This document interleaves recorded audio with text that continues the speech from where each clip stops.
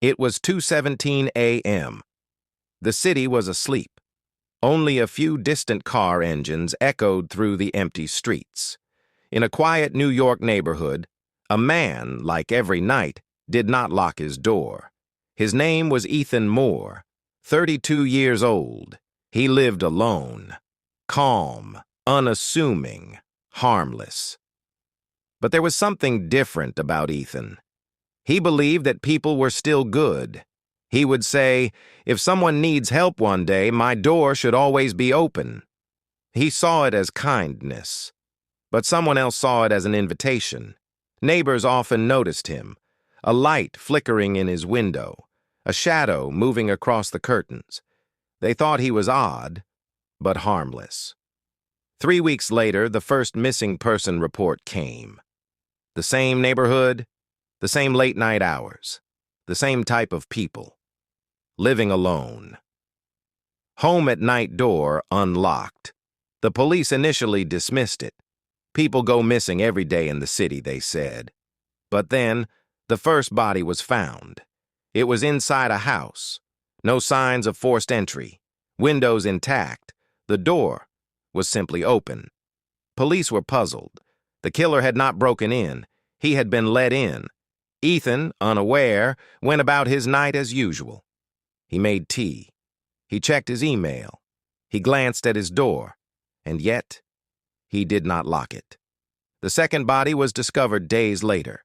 The same pattern emerged. Divorced man, 42. Alone at night. Door unlocked. On the wall, written in blood. "Thanks for trusting me." It was no longer just crime.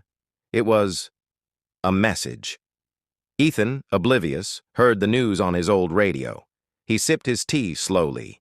He wondered briefly if he should lock the door. But he didn't. He went to bed. He left the light on. A small, comforting glow. The next night, the neighborhood felt different.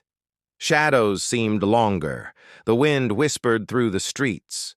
Dogs barked in the distance. Ethan lay in bed. He tried to sleep, but every creak of the floorboards, every rustle outside made his heart beat faster. And then he heard footsteps, soft, slow, deliberate.